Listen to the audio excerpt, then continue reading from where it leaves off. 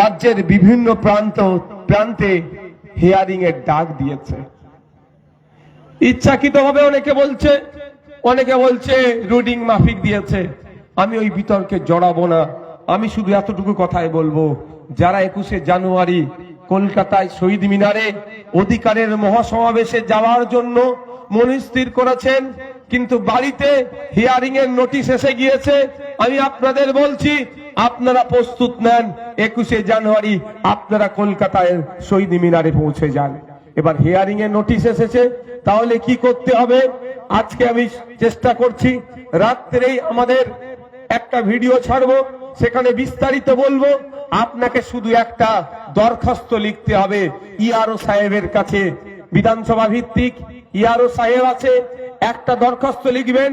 সেখানে সে দরখাস্ততে আপনি উল্লেখ করে দেবেন যে আপনি কেন উপস্থিত হতে পারছেন না, আপনাকে অল্টারনেটিভ ডেট দেওয়া হোক। তাও আপনাদের জানিয়ে রাখি, আপনারা মাননীয় বিষয়বস্তুটা যেটা থাকবে যে শুনানির দিন পরিবর্তনের আবেদন বিষয় থাকে না। প্রথমে কি লিখবেন, যে প্রতি লিখলে যে মাননীয় বা মাননীয়া ইআরও সাহেব, ইলেকট্রাল রেজিস্ট্রেশন অফিসার ইআরও লিখলেন। তারপরে আপনার যে বিধানসভা, বাগনান বিধানসভা, জেলা হাওড়া জেলা, ফার্স্ট পার্টটা শেষ হয়ে গেল। তারপরে বিষয় লিখলেন, বিষয় লিখে দেখবেন শুনানির দিন পরিবর্তনের আবেদন। শুনানির দিন ডেকেছে আপনার, হিয়ারিং মানে শুনানি, আমি প্রচারিত ভাষার কথা বলছি, শুনানির ডেট পরিবর্তনের আবেদন। তারপরে কি লিখবেন, মহাশয় যে সম্মানিত দিই আমরা, সম্মান তো দিতেই হবে মানুষকে। আমি অর্থাৎ আপনার নাম লিখলেন, আপনার পিতার নাম লিখলেন, ঠিকানা লিখলেন, আমাদের পক্ষ থেকে, আপনাদের পক্ষ থেকে 21শে জানুয়ারি 2026 আপনার দপ্তরে এসআইআর এর বলে এসআইআর এর লিখেছে, বিষয়ের জন্য আপনাকে ডেকেছে। আপনার 6 জন আছে, আপনার নামের বানান ভুল কিছুতে দিয়েছে, আনম্যাপড হ্যান ত্যান ঘোড়ার ডিম যেগুলো হয়েছে সেটা লিখে সংক্রান্ত শুনানির জন্য নোটিশ দিয়েছেন। আপনাকে বিশেষভাবে অনুরোধ করছি, 21শে জানুয়ারি 2026 বুধবার অনেক আগে থেকেই আমার একটি গুরুত্বপূর্ণ অন্যত্র একটা প্রোগ্রাম রয়েছে। আপনার কাছে বিশেষভাবে আবেদন, শুনানির দিন 21শে জানুয়ারির পরিবর্তে অন্য কোনো একটি দিন আমাকে দেওয়া হোক। সেই দিন আমি অবশ্যই আপনার দপ্তরের শুনানিতে উপস্থিত বা হাজিরা থাকব। অতএব আমি আশা রাখি আপনি আমার প্রয়োজনীয় ব্যবস্থা গ্রহণ করবেন। জাস্ট আমি এটা একটা মডেল বললাম, এত কিছু লেখার দরকার নেই। টুদা বা প্রতি মাননীয় ইআরও বাগনান বিধানসভা বা হাওড়া জেলা, বিষয় শুনানির ডেট পরিবর্তন। আমার নাম অমুক, এখানে বাড়ি, পিতার নামে এই নোটিশ আমার নামে এসেছে, এই দিনকে আমি থাকতে পারছি না, আমাকে নতুন একটা তারিখ দেওয়া হোক করে জমা দিয়ে দেবেন। গিয়ে জমা দিয়ে রিসিভ নিয়ে চলে আসবেন সোমবারই, কাজ শেষ। তারপরে আপনাকে দ্বিতীয় তারিখ দিতে বাধ্য। গতকাল আমি কিন্তু ইলেকশন কমিশনের সি অফিসে গিয়েছিলাম, সেই জন্য আমি দায়িত্ব নিয়ে বলছি। ঠিক আছে, সোমবারে যে জমা দিয়ে দেবেন, বুধবারে চলে যাবেন কোথায়? শহীদ মিনারে। আর কারো ভয়ের কারণ আছে যে কি হবে? শুনানি নোটিশ এসেছিল, কোনো ভয়ের কারণ নেই। প্রথম দিনে বলেছি আতঙ্কিত হবেন না, আজকেও বলছি এসআইআর নিয়ে আতঙ্কিত হবেন না। ও যদি বাঘ হয় আমরা বাঘকে বন্দি করব, ঠিক আছে? আর এটাও ভাইয়ের আমাদের বলে দিয়েছে, জানিয়ে দিই, পশ্চিম বাংলার একটা বৈধ ভোটারের নাম যদি বাদ যায়, তার পাশে কেউ থাকুক আর নাই থাকুক, তার পাশে ইন্ডিয়ান সেকুলার ফ্রন্ট থাকবে, নওশাদ সিদ্দিকী থাকবে, খাম চিহ্ন তার হয়ে লড়াই করবে। একটা বৈধ ভোটারের নাম যদি বাদ যায়, এতটুকু জানিয়ে রাখছি, তার জন্য সুপ্রিম কোর্টে নওশাদ সিদ্দিকী মামলা করতে যাবে। আপনাদের বলেছিলাম খসড়া লিস্টের কথা, এসব বললে আবার তৃণমূলী ভাইদের রাগ হয়ে যায়, কিন্তু আমি বাস্তব কথা বলি, পয়েন্টে কথা বলি, ওদের জয়েন্টে ব্যথা লাগে। আমি কি করতে পারি? 58,000 নাম বাদ পড়েছে। ওই 58,000-এর মধ্যে আপনার বুথের বৈধ ভোটারের কারো কি নাম বাদ পড়েছে? বললে বলবেন, তার জন্য আমি লড়াই করব। কিন্তু 58,000-এর মধ্যে গুটি কয়েক মানুষের নাম বাদ পড়েছে, সেটা যেটা খবর পেলাম বিওলোদের হয়তো কিছু আপডেটের ক্ষেত্রে ভুল হয়েছে, কিন্তু তাদের নাম আবার ইনক্লুড হয়ে যাবে। তাহলে 58 লক্ষ নাম বাদ পড়েছে সারা পশ্চিম বাংলায়। এই নামটা বাদ না, এই নামটা বাদ পড়েছে কারা? অ্যাবসেন্ট যারা, অস্তিত্ব যাদের খুঁজে পাওয়া যাচ্ছে না, ভোটার লিস্টে আছে মানুষ খুঁজে পাওয়া যাচ্ছে না। মৃত ভোটার এতদিন কবর থেকে শ্মশান থেকে এসে টুক করে ভোট দিতে আর কবরে শ্মশানে চলে যেত, তাদের নাম বাদ পড়েছে। আর কাদের? শিফটেড, বাগনান থেকে কলাঘাটে চলে গেছে। কলাঘাটে ভোটার লিস্টে নাম উঠবে, এখানে নামটা বাদ যাবে। মোদিজি দেশের প্রধানমন্ত্রী, সারা ভারতবর্ষের ভোটার লিস্টে এক জায়গাতেই নাম থাকবে। মমতা ব্যানার্জি দেশের রাজ্যের মুখ্যমন্ত্রী, সারা ভারতবর্ষে যত রাজ্যে ভোটার লিস্ট আছে, যে কোনো রাজ্যের যে কোনো বিধানসভার যে কোনো গ্রামের বুথে এক জায়গাতেই নাম হবে। যে মুখ্যমন্ত্রী মানে 10 জায়গায় নাম হবে না, কিন্তু খোঁজ পাওয়া যাচ্ছে একজনের 3 জায়গায় 4 জায়গায় নাম, মানে শুধু ছাপ্পা মারবে, সেটা বন্ধ করতে হবে। এই এসআইআর এর পক্ষে আমরা কোনটা? স্বচ্ছ লিস্ট তৈরির এসআইআর এর পক্ষে। কিন্তু স্বচ্ছতার নামে মানুষকে ডেকে যে হয়রানি করছে, এই রাজনৈতিক এসআইআর এর বিরুদ্ধে আমরা। তার জন্য জানিয়ে রাখি আপনাদের। বলছে নওশাদ সিদ্দিকী কি করছে? আরে তোমার দিদি যখন রাজপথে নেমে নাটক করছিল, নওশাদ সিদ্দিকী তখন দিল্লির সুপ্রিম কোর্টের উকিলকে দিয়ে সুপ্রিম কোর্টে মামলা করিয়েছে এসআইআর নিয়ে। বলছে নওশাদ সিদ্দিকী কি করছে? নওশাদ সিদ্দিকীর খোঁজ তোমাকে নিতে হবে না, তুমি তোমার দাদুর কবরটা যে এখন সুরক্ষিত আছো, এটা নওশাদ সিদ্দিকীর জন্য হচ্ছে, না মাথায় রেখো। আজকে আমার এই 2 ভাইকে যারা মেরেছে, তাদের বাপের কবর, দাদুর কবর, নানার কবর, নানির কবর, আত্মীয়র কবর যে এখনো সুরক্ষিত আছে। মেরেছে কারা? তৃণমূলের নেতারা। আর কারা মেরেছে সেটা ভালো করে জানি, চর্বি বেশি কাদের। তারা শ্মশানে যাওয়ার লোক নয়, তারা মরে গেলে কবরে যাওয়ার লোকই। বুঝে নিচ্ছেন কি বলছি? চর্বি বেশি তো এদের, ভাই চর্বি তো বেশি এদের, এই তো মারবে, তাছাড়া মারতে আসবে না। এরা তো বার খাই বেশি, পাম দিলে ফুলে যায়। তো যারা আমার 2 ভাইকে মেরেছে, তাদের উদ্দেশ্য বলছে আপনাদেরও ভেরিফাই করে দেখে নেবেন, ওর আব্বা আম্মা দাদু দাদি পরিবারের যারা কবরবাসী হয়েছে, এতদিন ওর কবরটাকে বুলডোজার চালিয়ে জুতোর ফ্যাক্টরি কারখানা হয়ে যেত। এখনো যে হয়নি নওশাদ সিদ্দিকী করা মামলার জন্য, এই খামচিহ্ন নেতার জন্য। আর সেই খামচিহ্ন লাগাতে গেলে অসুবিধা হচ্ছে। ও মমতা ব্যানার্জির হয়ে ওকালতি করছে, করুক, ওতে আমার অসুবিধা নাই।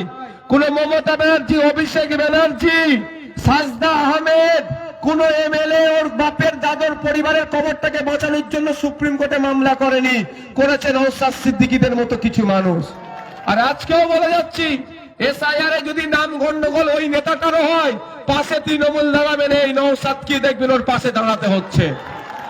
কারণ ওনার দিদিমণি যখন রাস্তায় হই করছিল, নওশাদ সিদ্দিকী ওরও ভোটাধিকার বাঁচানোর জন্য সুপ্রিম কোর্টে গিয়ে মামলা করেছিল।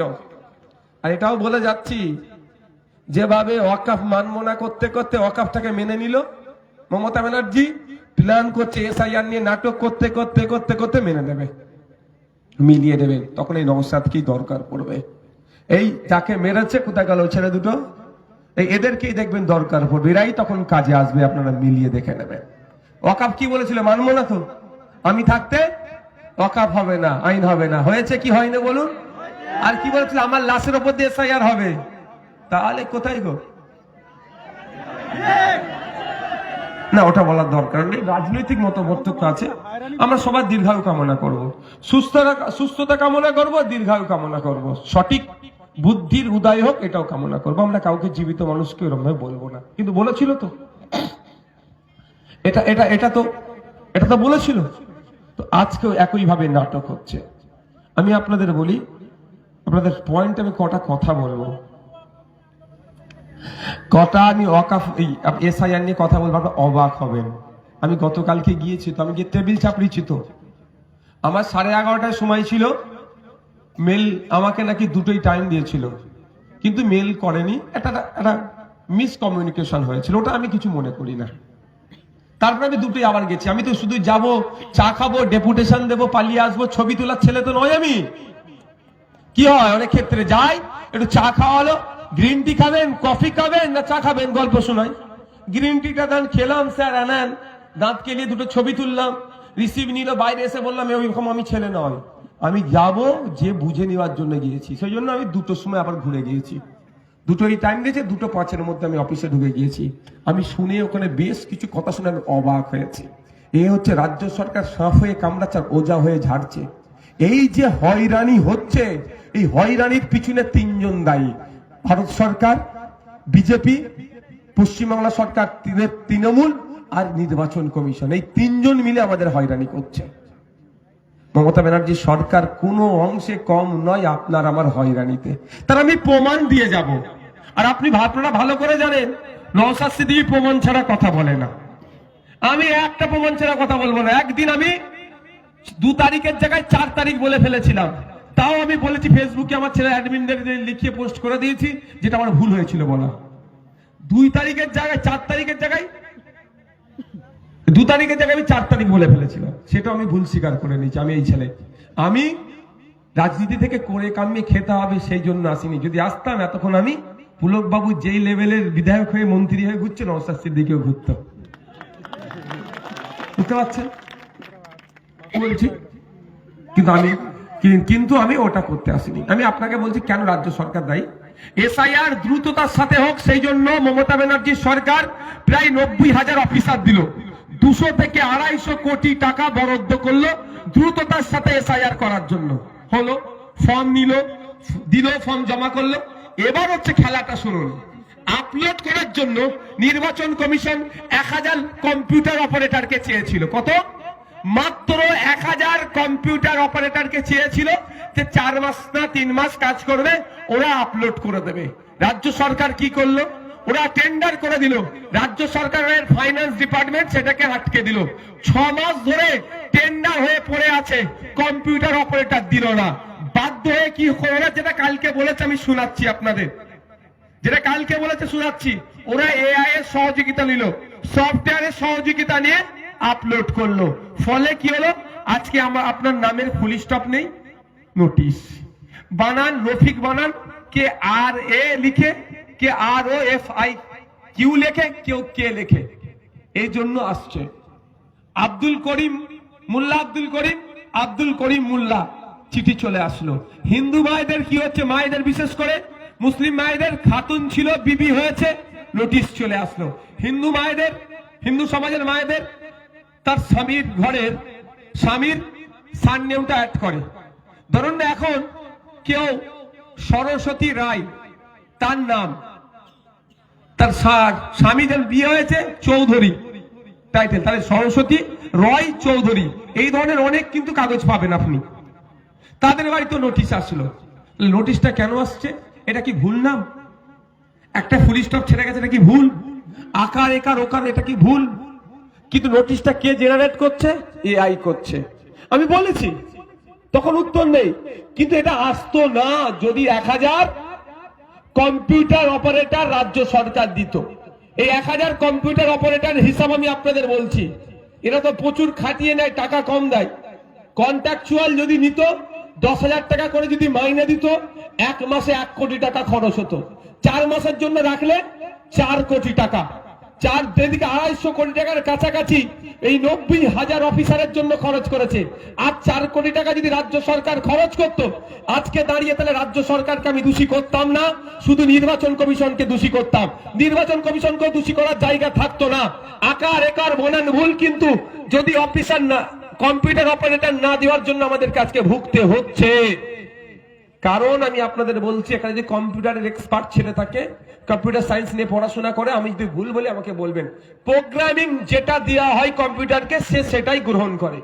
আমি যদি সেট করে রাখি দুধ, মধু, আপনার জুস, পানি আছে, কম্পিউটারে আপলোড করে দিয়েছি। এবার কম্পিউটারকে প্রোগ্রামিং করে দিয়েছি, যে দুধ চাইবে তাকে দুধ দেবে, যে মধু চাইবে তাকে মধু দেবে, যে পানি চাইবে তাকে পানি দেবে, যে জুস চাইবে তাকে জুস দেবে। প্রোগ্রামিং আছে, চাইবো আর বেরিয়ে আসছে, চাইছি বেরিয়ে আসছে। পানিটা এত চেয়েছে, শেষ হয়ে গেছে। একটা মানুষ এখন দুর্ঘটনায় পড়ে গেছে, মানে একটা পানি করে চিৎকার করছে, পানি করে চিৎকার করছে। কম্পিউটার কিন্তু পানির বদলে ওই দুর্ঘটনায় কবলিত মানুষকে দুধটা দেবে না, কেন প্রোগ্রামিং আমরা কি করেছি, যে পানি চাইবে তাকে পানি দেবে, যে দুধ চাইবে তাকে দুধ দেবে, যে মধু চাইবে তাকে মধু দেবে, যে জুস চাইবে তাকে জুস দেবে।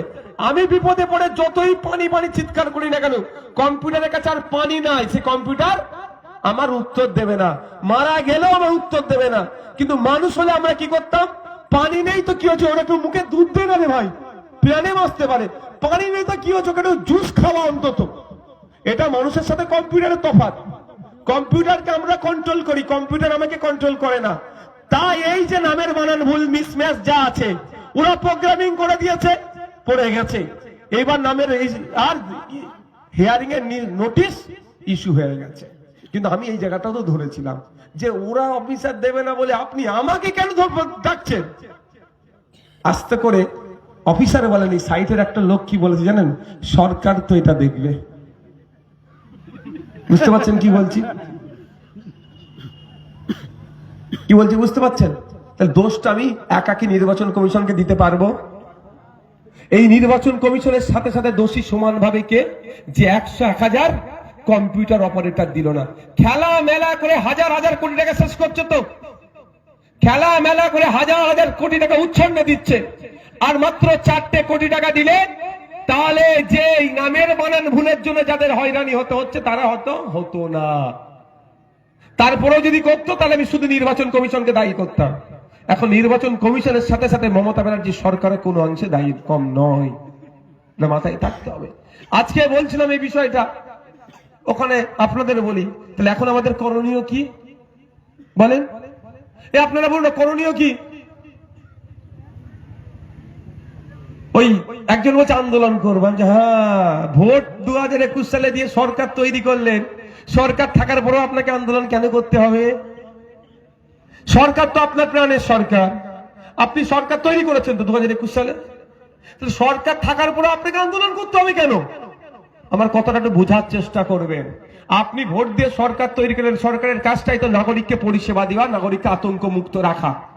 সরকার ব্যর্থ হয়েছে আতঙ্ক মুক্তে, সরকার বকলমে নাগরিককে আতঙ্কিত করছে। তাই আমি আপনাদের বলবো, আগে সরকারকে প্রশ্ন করুন কেন এটা হচ্ছে, এটাকে নিরসনের জন্য তুমি কি করেছো। দুটো আমি পন্থা বলছি আপনাদের, সহজ পন্থা দুটো বলছি। সরকার এটাকে কন্ট্রোল করে নিতে পারবে, এই হয়রানিটা বন্ধ হয়ে যাবে, এই হয়রানিটা বন্ধ হয়ে যাবে, করার সাহস দেখাতে পারবে না। এখনো দুটো অপশন আছে। First option, wall party meeting. Mamata Banerjee as chief minister, chief মুখ্যমন্ত্রী হিসাবে সমস্ত রাজ্যের, আমাদের রাজ্যের যত দল আছে সেই দলের নেতাদেরকে ডাকুক, যে এই অবস্থা পশ্চিমবাংলা অল পার্টি মিটিং হয়। যখন জানেন যে কাশ্মীরে বিস্ফোরণ ঘটিয়েছিল, যখন আমাদের বাংলার মানুষ, বাংলারও ছিল, যখন খুন করলো, দেশে তো জটিল পরিস্থিতি, মোদিজি প্রধানমন্ত্রী হিসাবে অল পার্টি মিটিং ডেকেছিল। দেখা যায় যে কি হবে, এর থেকে উতরাবো কি করে। তখন রাহুল গান্ধীজি কি বলেছিল, অল আউট খেলুন, আমরা এর বিরোধিতা করব না।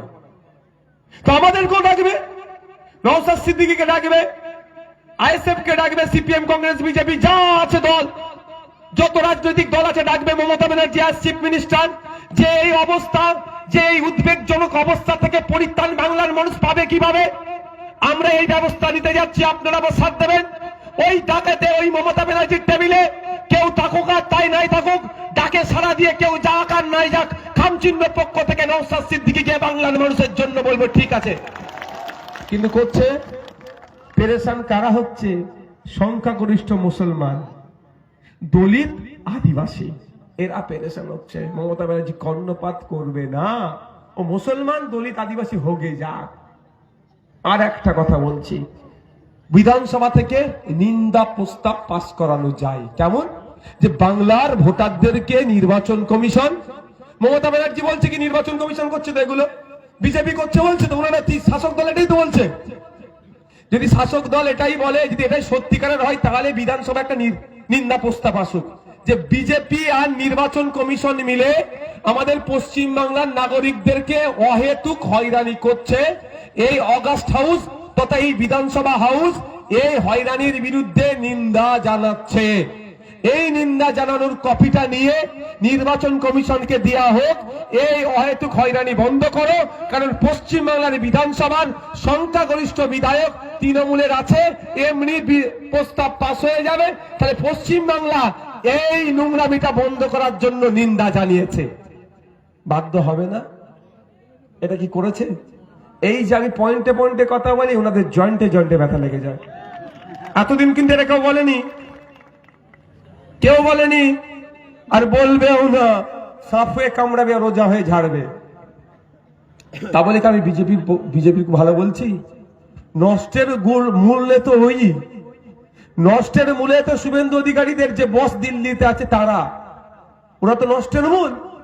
আর ওরাই তো সব থেকে বেশি। ওকে জায়গাটা কে করে দিচ্ছে, প্ল্যাটফর্মটা কে তৈরি করে দিচ্ছে? মমতা ব্যানার্জি। প্ল্যাটফর্ম না থাকলে এখানে এসব করার সুযোগই পেত না। 70,000 অফিসার আপনি না দিলে এসআইআরই হতো না। 250 কোটি টাকা মতো না দিলে এসআইআরই হতো না। এত তাহলে আমি ঝামেলাই পড়তাম না, তাই না? তো প্ল্যাটফর্মটা আপনি রেডি করে দিলেন, তড়িঘড়ি প্রায় 90,000 অফিসার দিয়ে দিলেন। আপনারা শুনে রাখুন, ডিস্ট্রিক্ট লেভেলের অফিসার কম ছিল, 6,000 মতো অফিসার দরকার, 8,000 মতো অর্ধেক ছিল। যুদ্ধকালীন তৎপরতায় মুখ্য সচিব ভার্চুয়াল মিটিং এ বসলো, সমস্ত রাজ্যের ডিএমদের সাথে ইমিডিয়েট যে যে শূন্য পদগুলো আছে পূরণ করো, এসআইআর করো, আর এই মুসলমান দলিত আদিবাসীদেরকে বিপদে ফেলো। এটা আমি যুক্ত করলাম, দলিত আদিবাসী মুসলমানদের বিপদে ফেলে, এটা আমি যুক্ত করলাম কথাটা। ওই পদে লোক কম ছিল, ওই জন্য উনি তাড়াতাড়ি ভার্চুয়াল মিটিং করে পদে লোক ঢুকাও, এসআইআর করতে হবে। আর একটা কথা বলছি, রাজ্য সরকার সুপ্রিম কোর্টে মামলা করবে, আর নিন্দা প্রস্তাবের কপিটা কি করবে, ওই মামলাতে অ্যাটাচ করে দেবে। বিধানসভা থেকে নিন্দা প্রস্তাব মানে কি জানেন? পুরো পশ্চিমবাংলার মানুষ নিন্দা করছে, এটা বুঝতে হবে আপনাকে।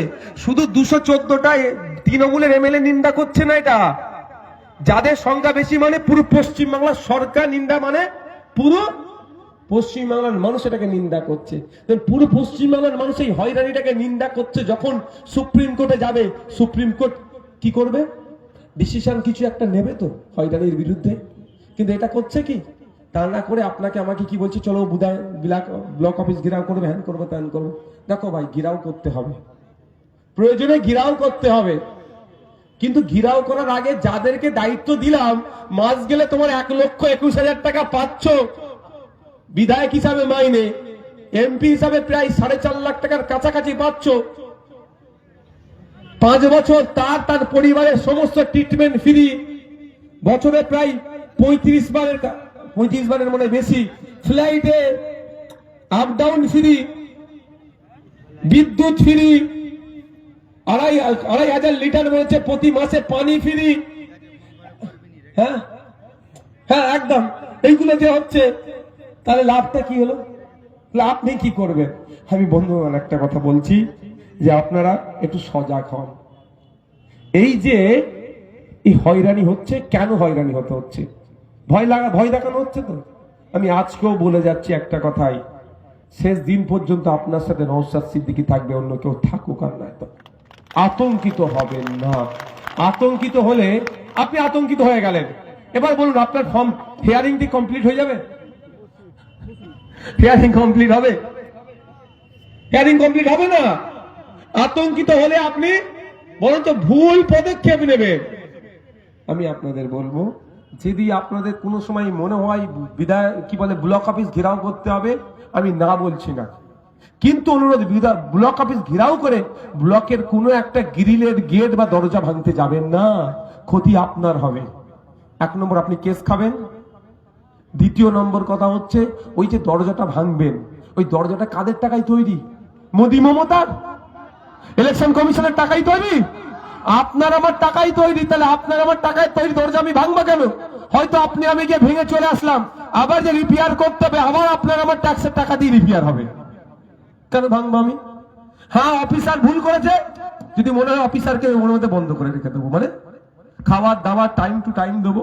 টয়লেট যেতে হলে দরজা দিয়ে বলে চলো টয়লেট করে আসো, বার হতে দেবো না দরকার লাগলে। হ্যাঁ, তেমন স্টেজ করে বলেছিলাম এসআইআর এর এরকম ফর্ম ফিল আপ করো, ওই ধরনের স্টেজ করে পুরো বিডিও অফিস ঘিরে রেখে দেবো প্রয়োজনে, ঠিক আছে?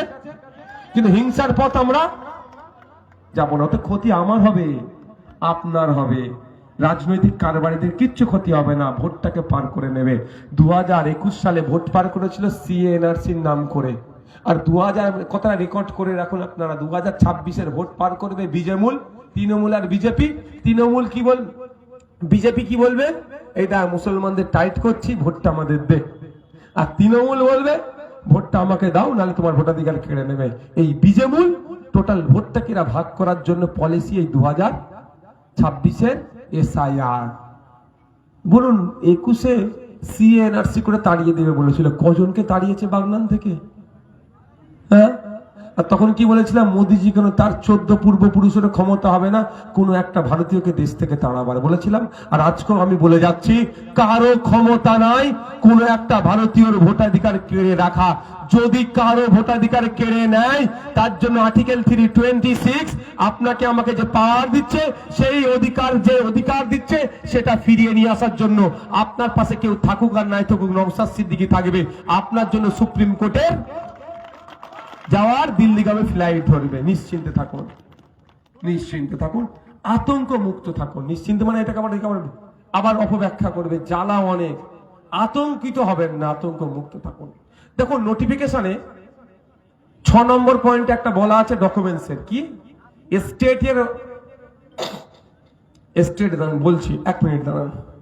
মানে মমতা ব্যানার্জি কিভাবে আপনাকে আমাকে বোকা বানাচ্ছে, 1 মিনিট দাঁড়ান।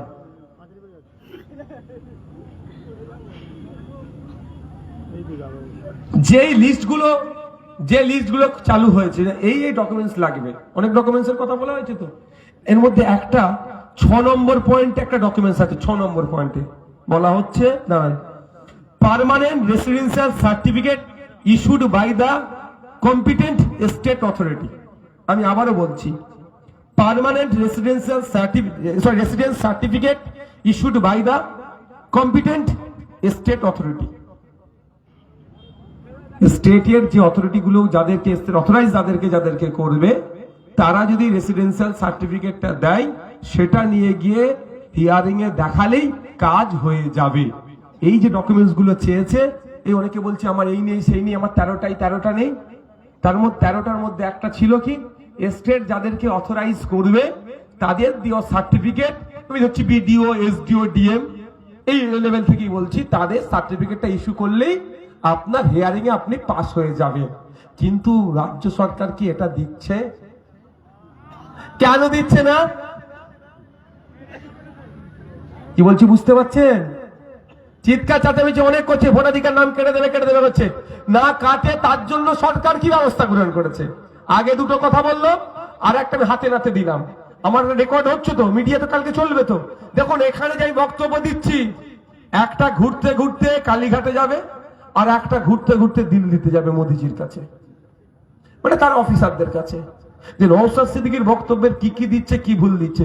ভুল পেলেই আমার নামে কিন্তু মামলা হয়ে যাবে। আমি সঠিক কথা বলি, তারপরেও আমার নামে 20খানা মামলা। আর যদি একটা ভুল বলি, আমাকে কি করবে বুঝতে পেরেছেন? এরা ছেড়ে কথা বলবে, আর বুঝতে পেরেছেন?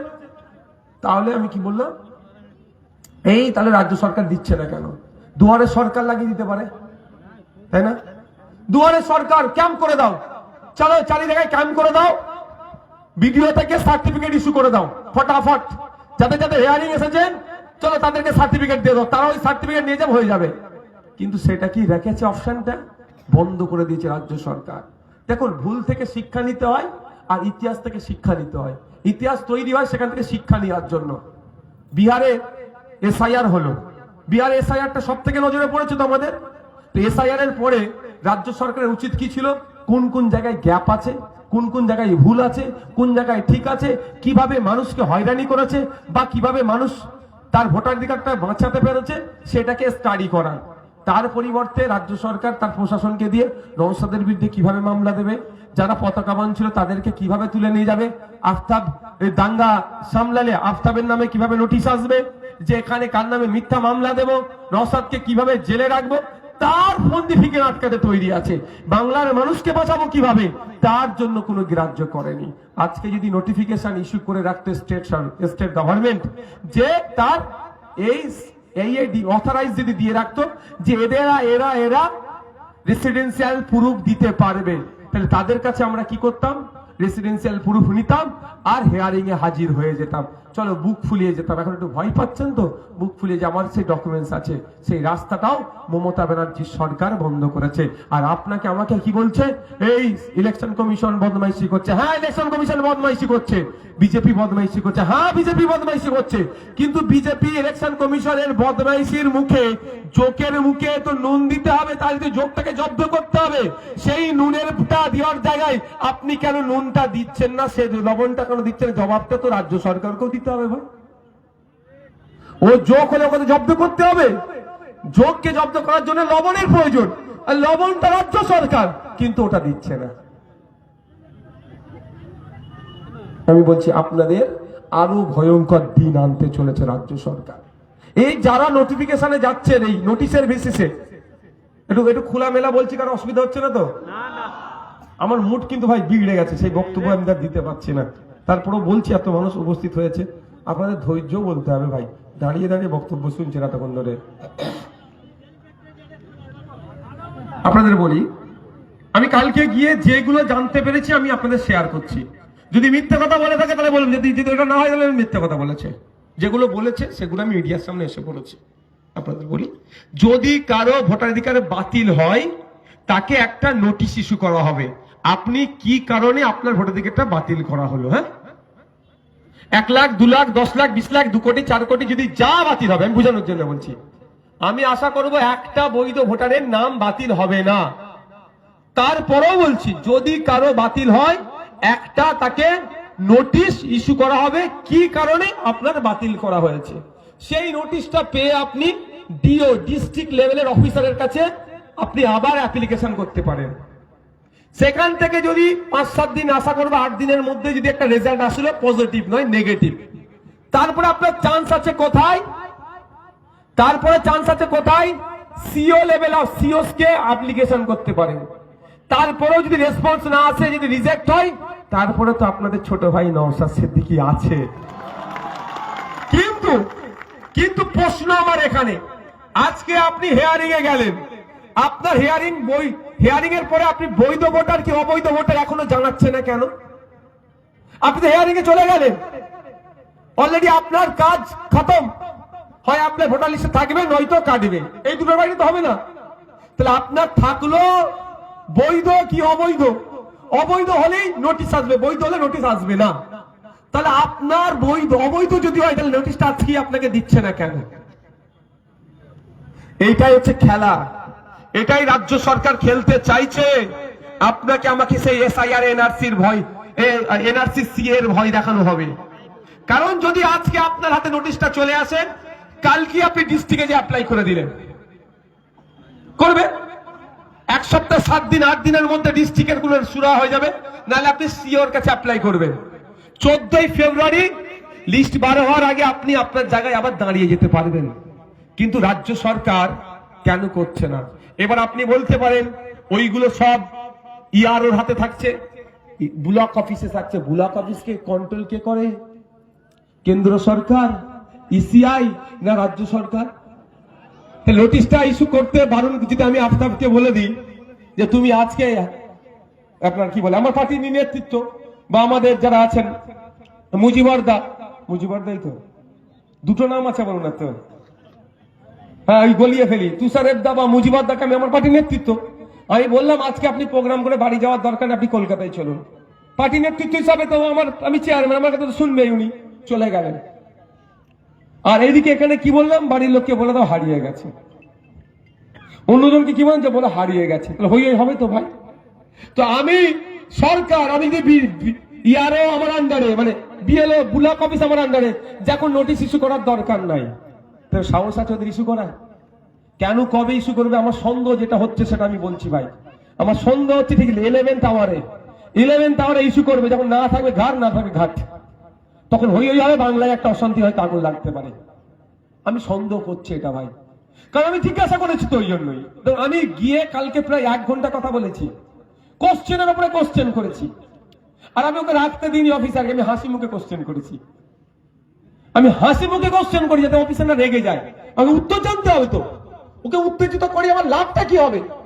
উত্তর দরকার। আমি বললাম স্যার যদি 1 লাখ মানুষের নাম কাটা যায় কিভাবে আপনি 1 লাখ লোককে নোটিশ দেবেন? বলে একজন আর 1 কোটি মানুষের যদি নাম যায়, একজন হলেও তাকে নোটিশ দেবে, 1 কোটি হলে নোটিশ যাবে। আমরা কবে যাবে? বলছে আমরা তো চাইছি, বারবার ডিস্ট্রিক্ট লেভেলে বলছি তাড়াতাড়ি, যদি বাই চান্স কারো কেটে যায়, কাটবে কি ডকুমেন্টস এর ভেরিফিকেশনের জন্য, ডকুমেন্টস প্রোভাইড না করার জন্য। আমরা কেউ তার খাতা তার পার করে আসিনি, তাহলে আমরা ভয় কেন? তাহলে ডকুমেন্টস এর সাবমিশনের হয়তো ত্রুটির জন্য। তাহলে উনি বলছে আমি বারবার বলছি কিন্তু তারা নোটিশটা ইস্যু করছে না। তখন আমার সন্দেহ হচ্ছে হয়তো 11th আওয়ারে গিয়ে সবার একসাথে দেবে। হই হই করো, লাইট টায়ার জ্বালাও, রাস্তা অবরোধ করো, কি হবে? টায়ার জ্বালিয়ে রাস্তা অবরোধ করে এই মুহূর্তে কি হবে? তখন শেষ তো। মানে কোনো না কোনো জায়গায় বিজেপি আর তৃণমূল এক প্ল্যান করে চলছে। আমার বিশাল সন্দেহ হচ্ছে এইটা নিয়ে। একটাও শুভেন্দু অধিকারী কথা বলছে না। শুভেন্দু অধিকারী মুখে শুনেছেন যে 1000 কম্পিউটার অপারেটর না দেওয়ার জন্য এই গন্ডগোলটা হয়েছে? শুনেছেন? তাহলে কোথায় না কোথাও শুভেন্দু বাবুর সাথে মমতা ব্যানার্জি যোগ হয়ে সহজ সরল নিরহ মুসলমান দলিত আদিবাসীগুলোকে পেরেশান করা হচ্ছে। যাদের বাড়ি নোটিশ এসেছে, মুসলমানদের সব থেকে বেশি নোটিশ এসেছে, ওই মুসলমানদের সব থেকে বেশি নোটিশের মধ্যে সব থেকে বেশি হচ্ছে বানান ভুল, একার ওকার ভুল, টাইটেল ভুল। এটা আসেনি? তাহলে এটা তো অস্তই না। তাহলে বলুন, এখন যদি আপনার, আমি আমার কথা বলছি, আমি গেলাম হিয়ারিং এ, আমি ব্যর্থ হয়েছি, চলুন আমাকে নোটিশ দিয়ে দেবে যে তুমি ব্যর্থ হয়েছো, এই কারণে হয়েছো। ভালো করে ঠান্ডা মাথায় বুঝবেন, আমি মানুষকে ভুল পথে নিয়ে যাবার পক্ষপাতী নয়। আর আমি সঠিক কথা বলি বলে আমার সাথে পেরে উঠতে পারে না, আমার নামে মিথ্যা অপপ্রচার করে। আমার ভোটার লিস্টে আমার নাম উঠেনি, বাদ যাচ্ছে কেন, সেটা আমাকে লিখিত দেবে। এবার লিখিত যখন দেবে, আমি বৈধ ভোটার হলে আমি এর উত্তর তো তৈরি করবো ভাই। তৈরি করে আমাকে টাইম দিতে হবে তো। এই উত্তর তৈরি করে আমি ডিস্ট্রিক্ট লেভেলে আমি দিতে পারবো ডিওর কাছে। উত্তরে যদি ওরা মানে ওদেরকে সন্তুষ্ট না করতে পারি, তাহলে কোথায় দেবো? সিও লেভেল, সিও স্যারের কাছে। তাকেও না সন্তুষ্ট করতে পারলে আপনাদের খামচিহ্ন নেতা নওশাদ সিদ্দিকী আছে, সুপ্রিম কোর্টে গিয়ে এই তথ্যটা দেবে। ঠিক আছে? কিন্তু কথা হচ্ছে এটা তো আগে নোটিশটা দিয়ে দেওয়া দরকার। এটা দেখবেন লাস্টে দেবে, আমার মনে হচ্ছে একদম শেষে দেবে, সবার একসাথে সবাই হই হই করবে। সবার মানে যার নাম হয়তো বাদ যাবে, ইচ্ছাকৃতভাবে বাদ দিচ্ছে। হ্যাঁ, দেখেন এই যে নোটিশ এসছে, বর্তমান ভোটার তালিকা এবং পূর্ববর্তী SIR এর সময়ে প্রস্তুত ভোটার তালিকায় আপনার বা আপনার পিতার নিজের নামের তালিকা অমিলের কারণে এবং আপনার গণনা ফর্মে দেখানো সংযোগ অনুযায়ী মনে হচ্ছে আপনি পূর্ববর্তী SIR এর ভোটার তালিকার সাথে ভুলভাবে যুক্ত হয়েছেন। সেই তো নামের নামের কেস। এটা হতো না যদি 1000 কম্পিউটার অপারেটর দিত। ওই 1000 কম্পিউটার অপারেটর দিতে খরচ কত? 4 মাসে 4 কোটি টাকা মাত্র। আর এদিকে দুর্গাপুজোর অনুদান, খেলা মেলা করে, যদিও দুর্গা উৎসব কমিটিটা চায়নি। এ কি ভারতবর্ষে কি দুর্গা উৎসব এই প্রথম হচ্ছে মমতা ব্যানার্জির আমলে? যুগ যুগ ধরে দুর্গা উৎসব হয়ে আসছে। বরঞ্চ সময় ছিল দুর্গা উৎসব কমিটি উৎসব করার পরে, পুজো করার পরে টাকা বাঁচিয়ে চিফ মিনিস্টার রিলিফ ফান্ডে দিত। আমার মাইকের আওয়াজ যাচ্ছে, আমি যদি ভুল বলি আমাদের চিফ মিনিস্টার রিলিফ ফান্ডে দুর্গা উৎসব কমিটি টাকা দিত। আর মমতা ব্যানার্জি এখন এমন দেখাচ্ছে ওরা টাকা না দিলে নাকি পুজোই হবে না। ও যে ঠাকুরকে অপমান করে দিচ্ছে, এটা নিয়ে প্রশ্ন সম্মুখীন করে দিচ্ছে। ভাবুন, অতশো কোটি টাকা খরচ হয়ে যাচ্ছে। এই দেখছিলাম 1100 কোটি টাকা সম্পত্তি দুর্গাঙ্গন হচ্ছে, 750 কোটি টাকা জমির ওপরে মহাকাল মন্দির। ওরা যারা হিন্দু সমাজের মানুষকে চেয়েছে, ওটা হিন্দু সমাজের মানুষকে আজকে রাস্তায় দাঁড়াতে হচ্ছে। বলুন, ওর থেকে যদি 4 কোটি টাকা দিত, বুঝতে পারছেন কোথায় মমতা ব্যানার্জি ধ্বংস করছে। তাই আপনাদের বলবো, আতঙ্কিত হলে কি এই সমস্যার সমাধান হবে? আপনার ভোটার লিস্টে নাম কেটে গেছে, আমি ধরছি তর্কের খাতিরে, আপনি আতঙ্কিত হবেন কেন? আপনার কারণটা এখানে তো দিয়েছে। কি কারণে আপনার নাম কেটেছে, তার কারণটা আপনাকে দেবে বলেছে। যতটুকু শুনেছি ভাই আমি বলছি, আমি একটু বাড়িয়ে বলছি না। তাহলে আমি আপনার যখন কারণ আপনি পাচ্ছেন, সেই কারণটাকে তো চ্যালেঞ্জ করতে হবে। তাহলে আপনি আতঙ্কিত হলে কি চ্যালেঞ্জটা করবেন কিভাবে? আমি বলবো অযথা আতঙ্কিত হয়ে লাভ হবে না, সমস্যার সমাধান হবে না। মাথা ঠান্ডা রাখুন, যেটা আসবে সেটাকে আমাকে আপনাকে কি করতে হবে, পার করতে হবে।